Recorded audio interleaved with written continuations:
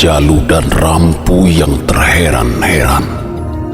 Lenggur dengan tenang menyimak cerita Wirosono dari berbagai sisi, sembari mengamati pergerakan tak kasat mata di sekitar mereka. Sesekali, tangannya mengibas-ngibas, seakan mengusir sesuatu yang datang mendekat.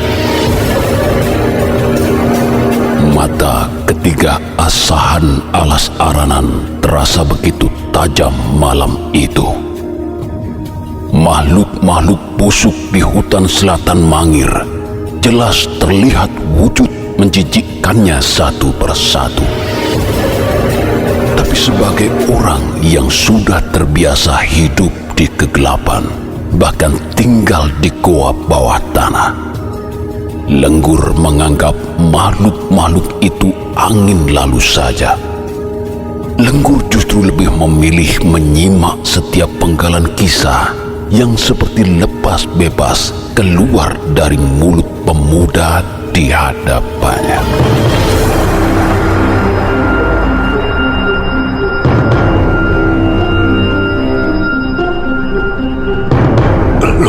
Loh, kenapa jadi aneh begini? Bukankah Empu Aruno sudah meninggal? Dari mana kabar gila itu, Wirosono? Dari para anggota sepuh, Empu. Mereka mengumumkan secara terbuka sebelum bentrok habis-habisan dengan orang-orang Mangir. Memangnya apa isi pengumuman itu, Wirosono? Empu dibunuh oleh Margapati dengan cara dibenturkan kepalanya menggunakan kekuatan penuh ke dinding gua. Empu dianggap tidak bisa menjaga putranya dengan baik hingga tewas di tangan orang-orang Mangir. Lalu kamu percaya omongan ngawur itu, Wirosono? Bagaimana saya tidak percaya jika para anggota sepuh mengaku bahwa mereka diberitahu langsung oleh Margapati sendiri, Empu. Selanjutnya, para anggota sepuh mengumpulkan kami dalam pertemuan terbuka.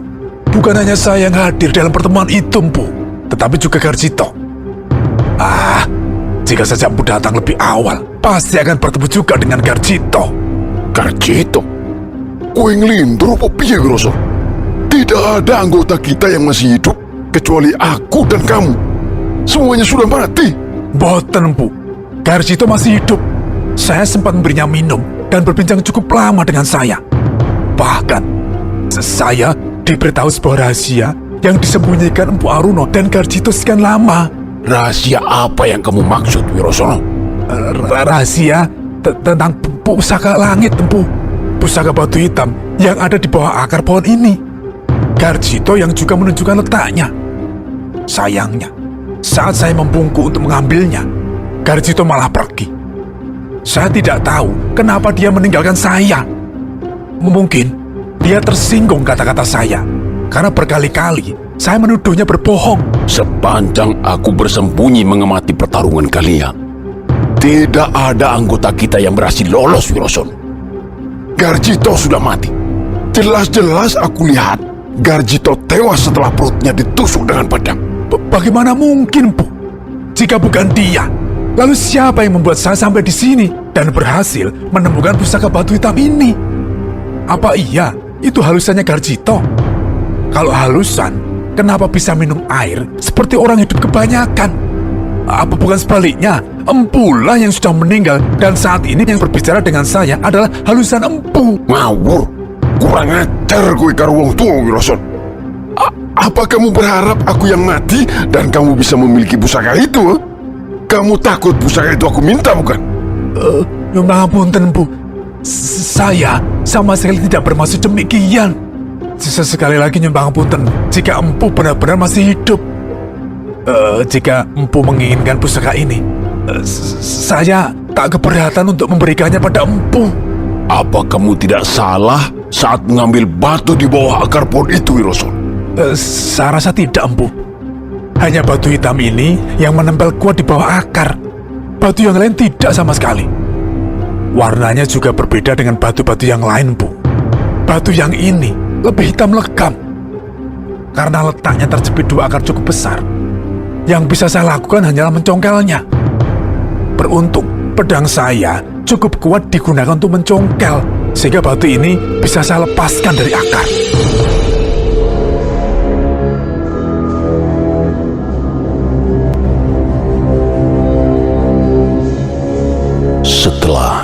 Aruno memastikan bahwa Wirosono benar-benar telah mengambil batu yang tepat.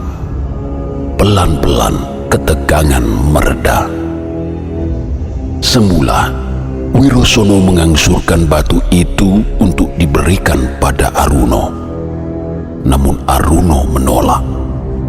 Batu itu seakan tidak berarti lagi baginya. Sejenak, Aruno melayangkan pandangan berkeliling, memastikan tidak ada orang lain di sekitar mereka, lalu duduk di atas pohon roboh. Merasa orang yang dihormatinya itu terlihat ingin melakukan pembicaraan penting dengannya, Wirosono terlebih dahulu membuat penghangat dari patahan-patahan kayu, lalu mengambil sikap bersila persis di hadapan Aruno.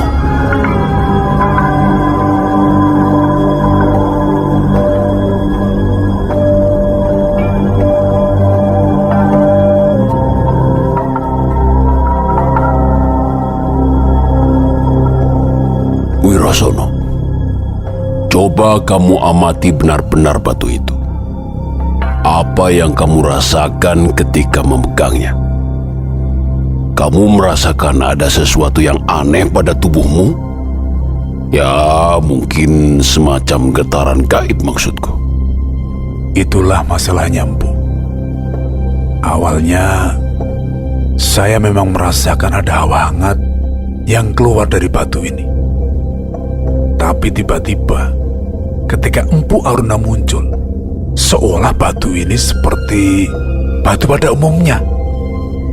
Hawa hangat yang sebelumnya terasa di telapak tangan saya seketika berhenti.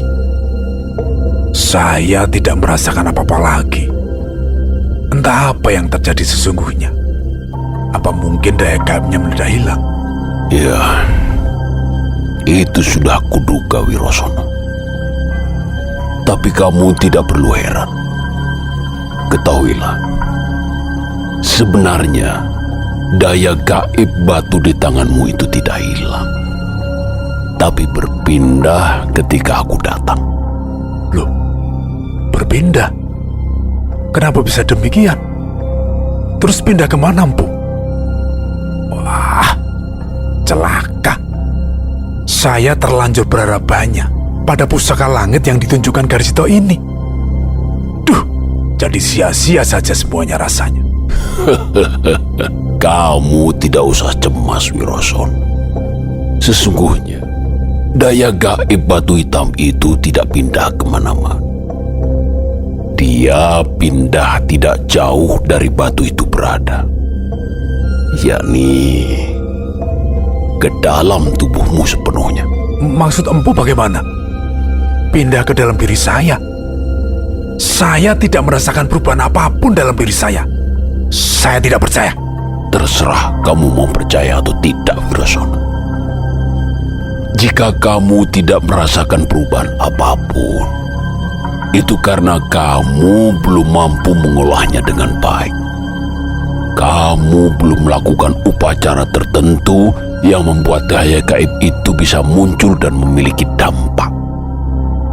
Ya, memang semuanya butuh waktu yang sangat panjang dan tidak mudah. Semua butuh kesabaran. Apakah benar demikian, Empu? Bagaimana cara mengolahnya? Apa harus melakukan tirakat berat? Nanti kamu akan tahu sendiri caranya. Yang jelas, jika kamu berhasil mengolah daya gaib yang telah mancing dalam dirimu, kamu akan memiliki ketikdayaan yang luar biasa. Tidak mudah dikalahkan oleh orang yang memiliki aji jaya kawijayan maupun pusaka sakti sekalipun. Wah, benarkah demikian, Empu? Saya akan menjadi orang yang sakti mandraguna. Begitulah yang aku tahu, Wirosono. Apakah Empu tidak marah jika sayalah yang mengambil batu hitam ini? Tidak sama sekali, Wirosono. Kuwi wis dadi bulungmu. Sepertinya gaib yang ada dalam batu hitam itu lebih memilihmu ketimbang aku atau orang lain. Nah, sekarang, karena daya gaibnya sudah berpindah, batu itu mau kamu buang kemanapun, sebenarnya tidak ada masalah. Dia hanyalah wadah yang mengantarkan daya gaib dari langit ke bumi. Jadi, daripada batu itu kamu bawa kemana-mana dan hanya memberatkanmu saja, sebaiknya buang saja. Dia sudah tidak berarti apa-apa lagi saat ini. Baiklah, kalau demikian, Bu. Iya.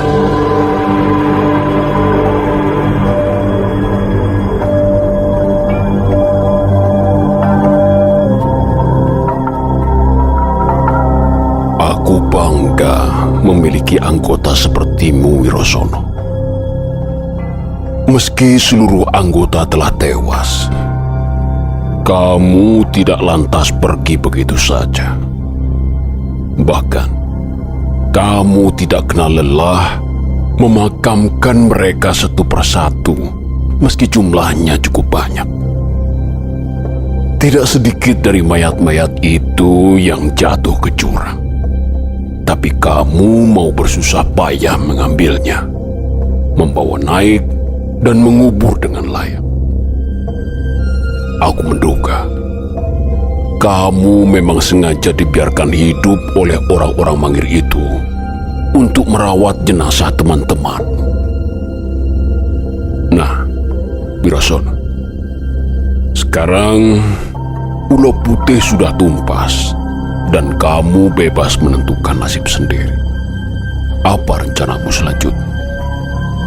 Karena Empu ternyata masih hidup, tentu saya akan tetap mengabdi pada panjenengan. Jika panjenengan ingin membangun kembali kelompok Ulo Putih dan lantas membalas dendam pada orang-orang Mangir, dengan senang hati saya akan membantunya. Saya tidak akan pernah tenang sebelum jumlah orang-orang Mangir yang tewas sebanding dengan jumlah saudara-saudara kita yang telah tiada. Membangun kelompok kita kembali. Aku sudah tidak punya keinginan apa-apa lagi setelah semuanya musnah, Wirosono. Aku sudah terlampau tua untuk memperjuangkan segalanya dari awal lagi. Semua butuh waktu yang tidak sebentar. Tapi jika kamulah yang ingin membangun kembali Ulo Putih, tentu saja aku akan membantumu dengan cara memberi saran yang tepat. Benarkah demikian, Bu? Jika saya yang membangun kelompok dari awal, bukankah itu artinya sayalah yang akan menjadi pemimpin Ulo Putih berikutnya? Apakah Empu tidak keberatan? Tentu saja tidak, Wirosono. Jabatan yang kamu peroleh itu tentu sebanding dengan usaha dan kerja kerasmu yang tidak mudah. Wah, jadi Empu merestui saya. Lalu, apa saran Empu agar saya bisa mengawali segalanya? Saya benar-benar ingin membalas dendam pada orang-orang Mangir. Pertama, kamu harus melatih kesabaranmu dengan baik. Mengawali sebuah kerja besar tidaklah mudah. Akan banyak aral melintang yang akan kamu hadapi. Jika segalanya dikerjakan dengan terburu nafsu, pastilah yang kamu bangun akan mudah berantakan. Latih kesabaranmu di sendang ini dengan tirakat pada malam hari. Jika matahari terbit, gunakan waktumu untuk bercocok tanam. Amati pertumbuhan tanaman-tanamanmu setiap hari. Dengan demikian, kesabaranmu akan teruji hingga tiba waktunya kamu turun gunung, bertemu orang-orang baru. Bertemu orang-orang baru? Maksud Empu? Jika kamu ingin membentuk sebuah kelompok, bukankah kamu harus mengajak orang-orang baru untuk bergabung, Wirosono? Oh iya benar Empu, tentu saja. Pasar adalah pintu masuk yang paling baik bagi orang asing sepertimu. Juallah hasil kebunmu ke pasar. Jadilah seperti penduduk biasa yang ingin menjual hasil bumi. Semakin sering berjualan di pasar dan berkenalan dengan para pedagang di sana, kamu pasti akan cepat diterima. Lakukan hal semacam ini di sejumlah pasar desa. Berkelilinglah. Selain berjualan, dekatilah anak-anak kecil. Pelan-pelan akrabilah mereka. Jika kalian sudah mulai akrab, secara halus tanamkan pemahaman-pemahaman yang ada di kelompok kita selama ini. Buatlah mereka lupa dengan jati dirinya hingga dengan mudah bisa dikendalikan sesuai kemauanmu lebih dari kemauan orang tuanya sendiri. Ketika anak-anak itu akhirnya lebih mempercayaimu daripada kata-kata orang tuanya sendiri, kamu sudah berhasil melewati tahap awal. Nah, setelah mereka sudah mulai besar dan tubuhnya mulai memiliki kekuatan, ajarkan ilmu kanuragan dasar. Ketika mereka mulai kecanduan belajar kanuragan dan lebih memilih bersamamu daripada orang tuanya sendiri, itulah saat yang tepat untuk mengajak mereka menjadi anggota kelompok ulu putih bentukan parumu. Demikian rupanya cara memulai usaha tersebut. Oh ya Empu, lalu bagaimana saya bisa mengolah daya gaib yang telah mancing dalam diri saya? Kamu akan mendapatkan tandanya secara tidak disengaja ketika kamu turun gunung kelak. Baiklah Wirosono, mungkin itu saja yang bisa aku katakan sementara ini. Sekarang, aku akan naik ke lereng sana itu. Aku akan menepi dan tinggal di goa bekas pertapan Margapati. Di dalamnya ternyata lebih hangat. Pantas saja dia betah bertahan cukup lama di goa tersebut. Nah, sewaktu-waktu kamu butuh teman berbincang, di sanalah juga kamu bisa menemuiku. Atau sebaliknya, jika aku ingin berbincang denganmu, akulah yang akan turun ke tempat tinggalmu di bawah sini. Oh iya, satu lagi. Jika benar Garjito masih hidup dan kita berdua memang sama-sama salah lihat, carilah dia. Suruh menyusulku ke atas. Ada yang ingin aku bicarakan dengannya saja. Baik Empu, saya akan cari dia segera.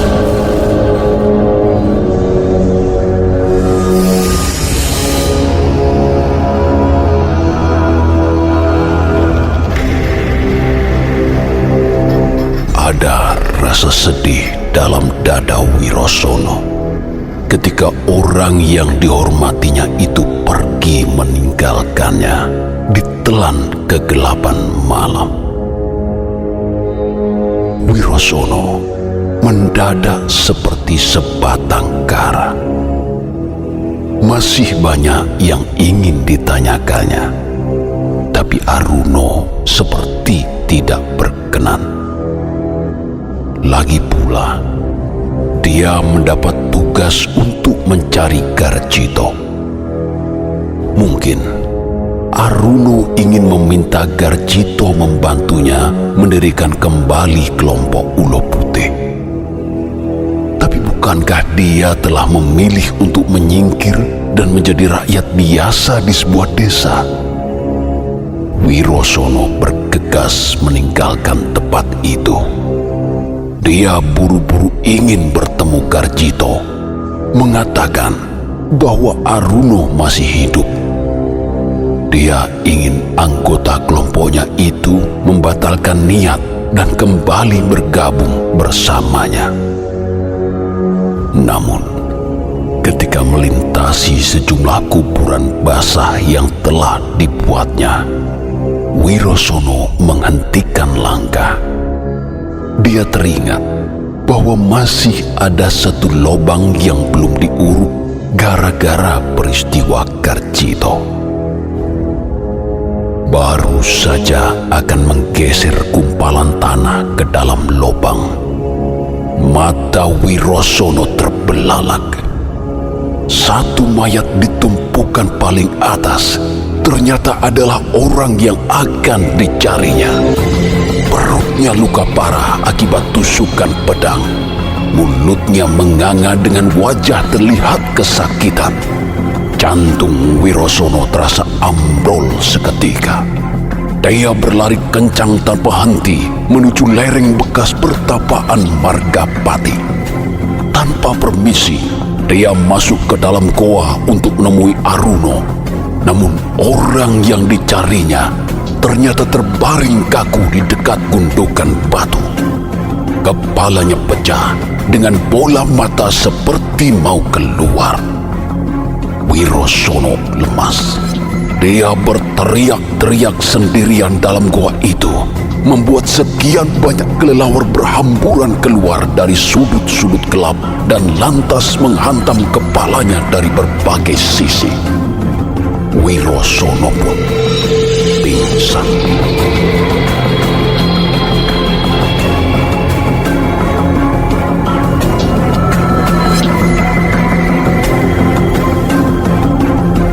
Hari-hari Wirosono hanya dihabiskan dengan melamun. Di gubuk baru yang didirikan dekat pemakaman teman-temannya, tidur Wirosono tidak pernah tenang. Seperti ada saja yang datang ketika matanya terlelap sedikit saja. Mereka datang untuk menjambak rambutnya, menarik kakinya, menindih badannya hingga menyeretnya ke suatu tempat hampa. Wirosono sering terbangun dengan sekujur badan remuk redam dan peluh membasah tubuh. Wirosono menjadi jarang tidur. Cuma diam di depan halaman, tidak peduli panas maupun hujan. Termakan sekian banyak tanya yang tidak pernah ditemukan jawabannya.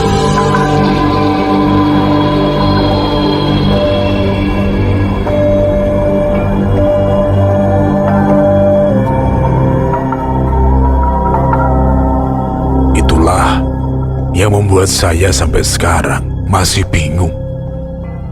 Sejak peristiwa itu, waktu istirahat saya sering tidak tenang. Saya sering bermimpi didatangi oleh teman-teman yang telah saya kuburkan. Mereka meminta pertanggungjawaban saya. Mereka menganggap gara-gara sayalah mereka semua mati. Seharusnya saya berada di antara mereka di alam pangerantunan. Beberapa kali saya bahkan bisa melihat tubuh saya sendiri layaknya orang kembar. Saya nyaris tidak bisa membedakan mana yang nyata, mana yang bukan, manusia atau halusankah yang saya temui. Bukan hanya malam hari, namun juga siang hari. Di sisi lain, kadang saya tidak ingat apa-apa, lalu tiba-tiba berada di suatu tempat yang saya tidak ketahui. Demikian seterusnya, hingga saya bertemu dengan Kisana. Bagaimana Rampu? Kamu sudah mengamatinya dengan benar? Tentu saja, Kakak. Semua yang dikatakannya tidak ada yang berbohong. Kakang Lenggur, apa pendapat Kakang? Wirosono, sampean memang punya pulung yang luar biasa. Saya lihat memang ada hal gaib yang mancing dalam diri sampean saat ini. Itulah mengapa ketika sampean dipukuli, sampean tidak merasakan apa-apa. Bahkan bekas pukulan pun tidak ada. Sesuatu yang gaib itu menjaga sampean secara baik. Sampean hanya belum bisa mengolahnya dengan benar. Jika mau, di lain waktu, saya akan membantu memunculkan daya hebat yang ada dalam diri sampean. Demikian, Kaki Sana. Jadi benar, ada sesuatu yang luar biasa dalam diri saya saat ini. Benar. Melalui dua sosok yang sudah mati di merbabu sana, sampean telah dituntun untuk mendapatkan ketikdayaan yang tidak terkatakan. Sampean akan memiliki kemampuan istimewa yang tidak akan mudah dikalahkan siapapun. Begini Kisana Wirosono. Apa benar hingga saat ini sampean masih menyimpan dendam terhadap orang-orang Mangir? Benar, Kisana. Saya masih tidak terima jika nyawa saudara-saudara saya belum ditebus dalam jumlah yang sama. Setidaknya, saya berhasil membunuh orang bernama Patal atau Jodok. Ketahuilah Kisana Wirosono, kami juga seiringan dengan sampean. Mangir adalah juga lawan kami saat ini. Malam ini, kami sedang berencana menyusup ke Mangir melalui Benteng Selatan. Jika Kisana mau bergabung, itu akan menjadi lebih baik. Tetapi, terus terang saja, saya tidak bisa bertarung. Dalam kelompok Ulo Putih, saya adalah seorang pemanah. Celakanya, saya sedang tidak membawa panah andalan saya saat ini. Itu tidak perlu lagi saat ini. Dengan daya gaib dalam tubuh sampean, saya dapat membantu sampean agar bisa menghilang. Hah? Apa benar demikian, Kakang? Wirosono bisa punya kemampuan menghilang? Panglimunan sudah sangat langka saat ini. Maksud sebenarnya adalah dia tidak akan bisa dilihat oleh orang-orang Mangir kecuali oleh kita sendiri.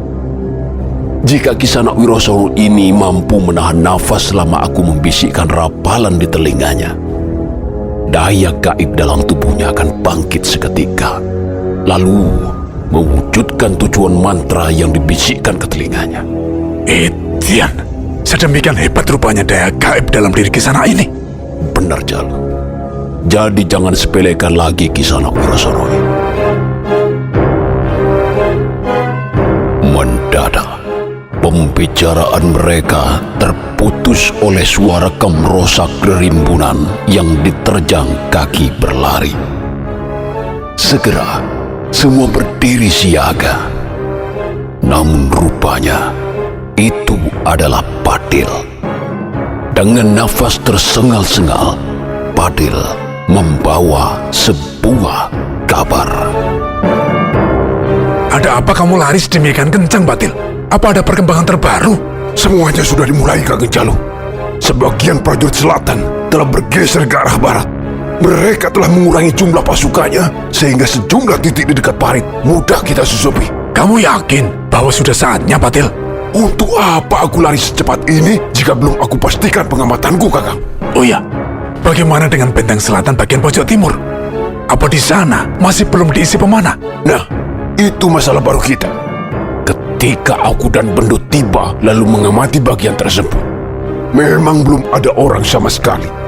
Semua sesuai amatan Kakang sebelumnya. Sayangnya, tak lama kemudian ada dua prajurit yang naik ke sana. Aku tidak terlalu bisa melihat dengan jelas karena cenderung gelap. Tapi kalau tidak salah, salah satunya bertubuh tambun, Kakang. Sekarang, itu semua menjadi tidak masalah. Ada Wirosono yang bisa membantu kita lebih mudah. Bagaimana, Kakang Lenggur? Kita bergerak sekarang? Baiklah, mari kita berangkat sekarang. Kisana Wirosono, persiapkan diri sampean dengan baik. Setelah dekat benteng, saya akan mulai memancing daya gaib Pancen.